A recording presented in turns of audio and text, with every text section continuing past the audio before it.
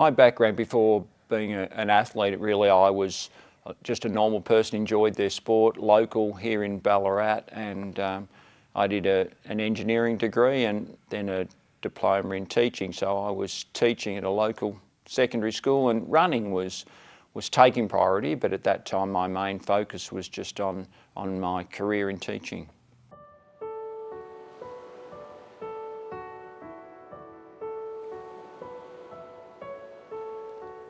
I always loved my sport, even as a young kid running around in suburban Wendouree. I remember my dad taking me down to Little Athletics and riding my bike down to the Northern Oval to play footy, and a friend of the family, Rex Hollyoake, was heavily involved in cricket. So I was always just active. I was always just a person who wanted to be involved in sport. I remember going out to a running event. Ballarat's got a really strong distance running culture because we had 5 running clubs, we've now got 4, and that competitive nature between the clubs meant there's a really strong cross-country and distance running scene here in Ballarat. And I remember going out to Burrumbeet to a running race, and I loved the environment, but I also liked it over team sports because it was all about me. So it was that personal effort, and if I ran well, I could pat myself on the back. If I didn't, I needed to work a bit harder. So that individual nature of running actually attracted me to the sport, which is really unusual. And it's sort of a little bit of what keeps me motivated now, because it's those personal challenges that I set myself, and I don't measure myself on other people. I just go as hard as I possibly can to get my best result. And so that's what's kept me competitive and keeps me motivated to jump out of bed every day and go for a run.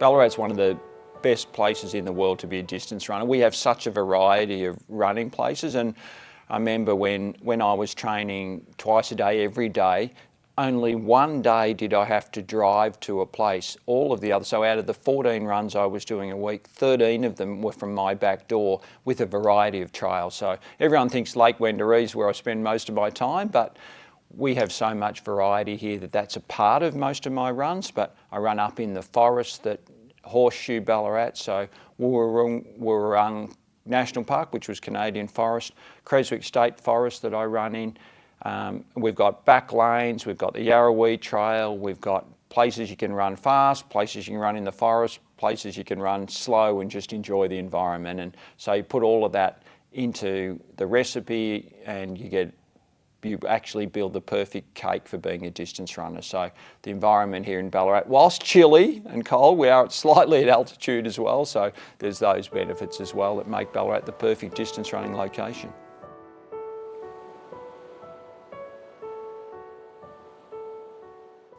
If there was a student here who approached me, or I'd heard that was running pretty well, what my advice to them would be to join a group. Not so much, it doesn't have to be a running club, just a group of like-minded people. So runners of a similar age who you can share the social experience in. Because running, most of the time, I know it sounds weird, but most of the time we have a rule that most of your running training should be at conversation pace. So running with a group of people ensure that you're doing that because you're holding a conversation. So, and just that camaraderie. I mean, most of my friends now come from running interactions and just catching up with them on runs. So you build some great friendships. So that's the most important thing. To actually be in the moment a bit more. So if you have a success, you win the local school event, the local district event, enjoy that moment, because what will happen, someone will go, oh, you got a bright future, you could be the next Steve Moneghetti.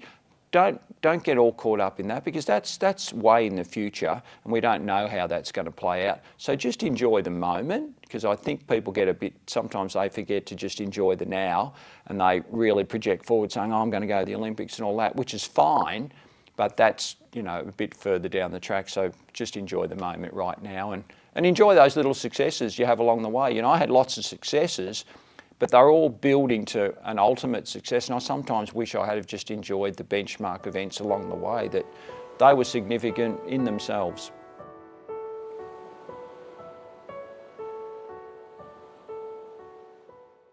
For someone like me who's just a pretty normal kid from, as I say, suburban Wendouree, and went here to St Pat's and was just, seen to be just a normal student. For me to be able then to discover something that obviously I was very good at, distance running, and then to be able to project that through to do it at the highest level that you possibly can on the planet is a very powerful thing. So, you work really hard sort of independently by yourself in all the training you're doing, and it can be pretty lonely. You're running around and doing all this hard training, and then to be able to publicly display and get the accolades of being selected in an Australian team to wear an Australian singlet is one of the greatest moments of your life, to be able to follow a journey through and to reach the pinnacle of that specific activity or specific thing in your life that you've chosen to be successful at, and to follow that through is so satisfying. And I remember crossing the line at my first Olympic Games in Seoul in 1988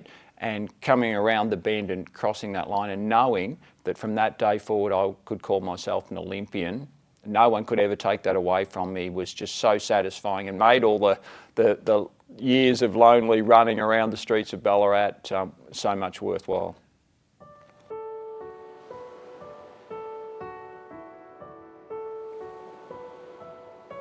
My time here at St Pat's, was quite significant in my development. I was a young kid with probably pretty low self-esteem. I was just I'd sit up the back and hope that the brothers or the teachers wouldn't ask me any questions and just beavering away doing my work. But I didn't really have a lot of confidence in my own ability academically. I was quite strong academically, but I never kind of thought of myself as being successful at anything. So when my running started taking off, we'd have the Monday morning assembly and we'd sort of go through all the administrative stuff, and then they might say, oh, and by the way, Steve Moneghetti won the Ballarat under 16 cross-country race on the weekend. And suddenly I just noticed that people were treating me differently, and I just felt a bit more confident in my ability to talk and be engaged in conversations within the school environment, and that translated to other aspects of my life, and I've been able to carry that forward. And now obviously I talk, I have leadership positions, and I mentor a lot of younger people. So for me to have been able to go on that journey, which I think that the seed was planted here at St Pat's, so it was a pretty important period in my life to grow my confidence through my running, but in the environment that the school here provided.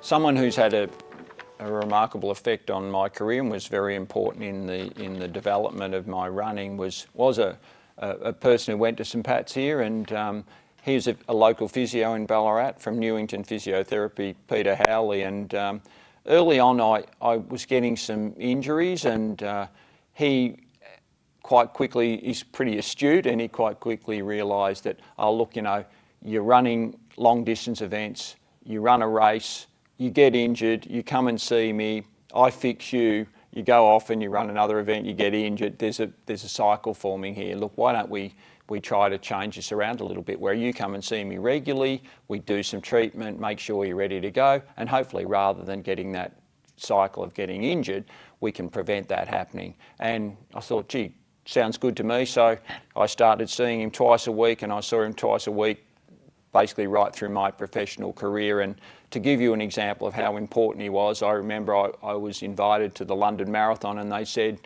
we'll give you either a couple of economy airfares or you can fly business class. And I said, no, I'm happy to fly economy and take someone with me. And they said, who would you like to take? And she was almost about to be my wife, Tanya, my coach, my training buddies, my family. No, I took Pete Howley, my physio, because he was so important and such an integral part of my running success and my preparation leading into a race. And I ran well, finished second in the London Marathon, so it all worked out well. And he travelled with me for 10 to 15 years, and we've become great friends, and we still catch up regularly.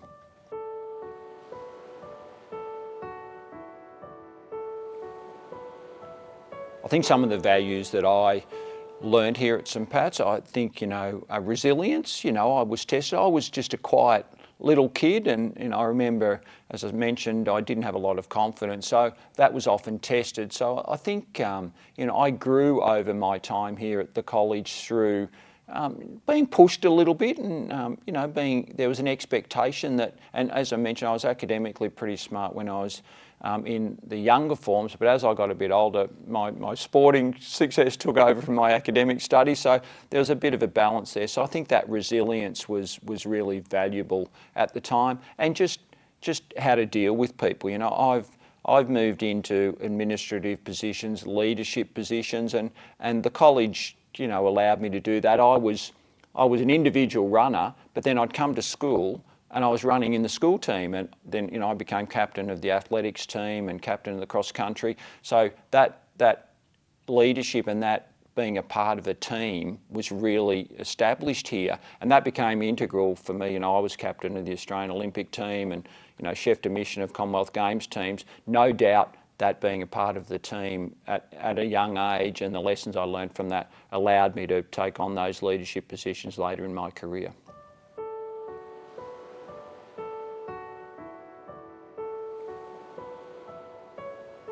I think life back when I was at school was a little bit different, and we obviously there was the discipline side of it, but I think there was just the teachers were a bit, I wouldn't want to say hard, but the environment there was an expectation. You were at St Pat's and you were there to learn and give a good account of yourself, and I quite liked that. The teachers I look back and remember fondly, Brother Miller, Brother Smith and the brothers who were here, they were hard, but they were firm, but they were fair. And I kind of liked that there were the teachers who I was had a bit more of a sort of a casual relationship, friendly and got on well with, and we joke around. But then I remember now, it's the brothers who were hard on me, but I know that they had my best interests at heart.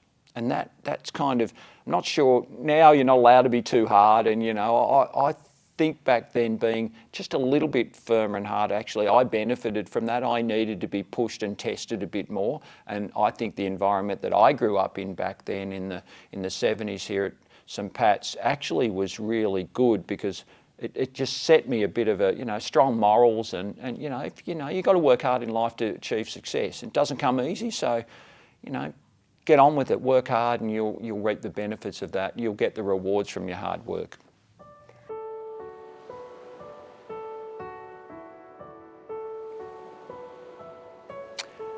What do I miss about the college? I think one of the things that's interesting, you mentioned about one of the things that we could do, we went for a run at lunchtime. You probably couldn't do that now. We'd run with Tony Benson, who was teaching here. We'd go for a run at lunchtime, and just that camaraderie that, and I'd run with people from different levels. So it wasn't just the people, if I was in I used to say form, so if I was in, year 8 as it is now, we'd go for a run and there'd be people from year 9 and 10. So we sort of crossed classes a bit more then, and we'd run with the teachers. So, that camaraderie, I think I built some friendships at the college that have stayed with me forever. And, just recently we had a catch up down the Western District, just went away for a weekend with a few of the boys that I went to school with here.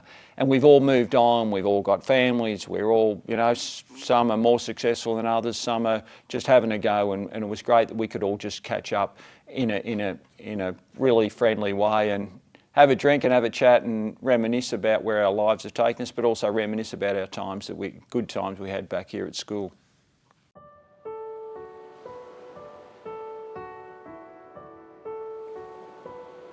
What don't I miss? Well, I don't miss, because I was quite academic early, and as I was Dux of year 7, and then sort of I was in the prizes year 8 and 9. But as I got older, a lot of other students jumped over me, and there was an expectation that I need to work a bit harder on my academic studies. So I don't miss that sort of pressure to be intelligent and clever and have to do all this extra study and homework, because I came to school to learn, and then when I left school, I wanted to go running and catch up with my mates, and I wasn't as studious out of school hours, because I thought, well, that's school done, now I'll get on with other aspects of my life. So that academic expectation, I snuck through year 12. I didn't have great results. I passed everything, but I got through and got into engineering, as it turned out, so it all worked out well. But that homework and that academic expectation was probably something that I didn't enjoy. I just immersed myself in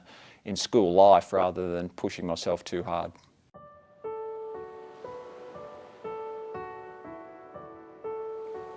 I think I try and live the values of the Edmund Rice way generally in my life, but probably, compassion and service are a couple that, my life now basically it's community service. I'm on a couple of boards. I am in leadership positions, but a lot of them are voluntary, and even if I'm paid, it's a modest amount for my time. So what I do is hopefully make the community that I'm a part of a better place to live. So my service to the community is probably, what I'm proud of and what, I will be remembered for, to be honest. So, I'm ambassador for everything. I'm on a couple of boards. As you know, I've been chef de mission of Australian teams. I've been on the Sports Commission. I'm race director of a race that's raised over $20 million for the Good Friday Appeal, the Royal Children's Hospital. So a lot of those areas of my life that, and I don't need to promote it or boast about it, but I'm asked to do lots of things, and I enjoy giving back to the community because I think, it's a community that my family lives in, that we're a part of. So if I can help improve that, then everyone benefits, and it's a good outcome all around.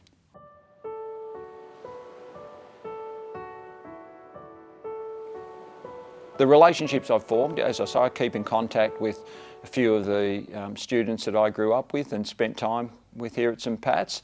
And then externally, one of the things that I do, I come back to the college for our mental breakfast, which is a men's focus on men's mental health.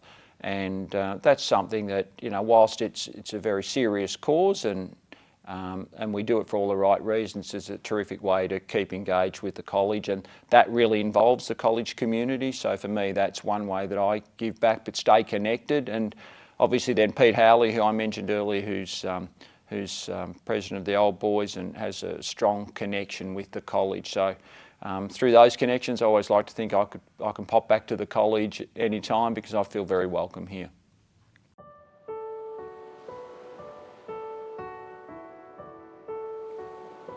For someone who does want to reconnect with the college, be active as an alumni. Make sure we do have your details. If you've got an email address, to keep. And sometimes people want the college to reach out to you. Well, the college has thousands of students that come through here every year. So make it easy for the college by engaging. Send an email through. If you're in Ballarat, pop in, say good day. So make sure those communication channels are open. I think that's the most important thing. And then, better to have too much information coming through, and something like the mental health breakfast, it's a good opportunity to get a table, come along, engage with the activities that the college are doing so you're up to date with what's happening here currently. And I think that's probably the way I've been able to stay engaged with the school.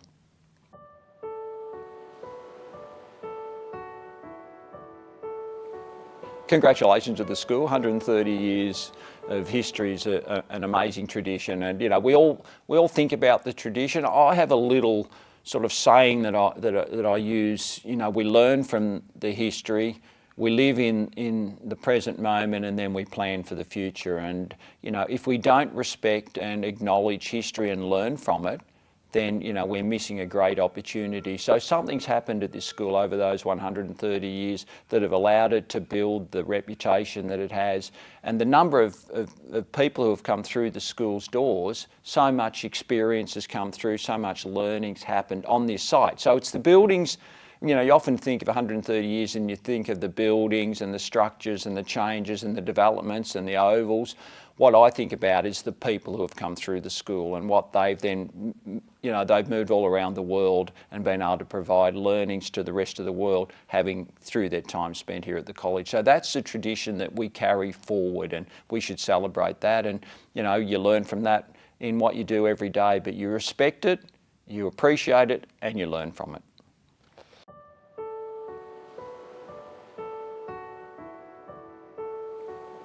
I think the faith and the messages that I learnt through the school, you know, about the character building of my time here has served me really well. And you don't think of it at the time. So you're at school and, you know, you're doing a lot of, you're learning a lot of things along the journey and you're carrying those messages with you. You don't notice it at the time, but they're the things that develop you as a person, and they're the attributes that you carry with you for the rest of your life, and they come out in various ways. Like I say, for me it's, you know, in the leadership and in the service back to the community, and I didn't know it at the time, but I was learning them on the journey as I was going through my secondary years here at St Pat's. So to be able to carry those forward, you know, for me that's the most important thing, is to be able to think, well, that seed was planted when I was back at St Pat's, and then to be able to see that grow into a, you know, a flower, or to blossom,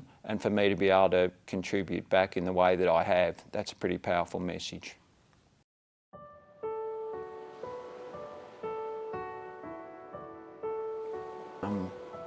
You know, I remember my time fondly at St Pat's, and I came here to learn, but I learnt so many life lessons in being a part of the college community. And you know, you sometimes think of all the academic and sporting successes that I've been able to have, and to go on to be, you know, a well-known Australian. And yet at school here I was treated no differently to anyone else, and I liked that I was just a normal kid having a go, and I, you know, learnt and had the opportunity to develop a set of morals that have stayed with me for the rest of my life, and for that I'm very grateful.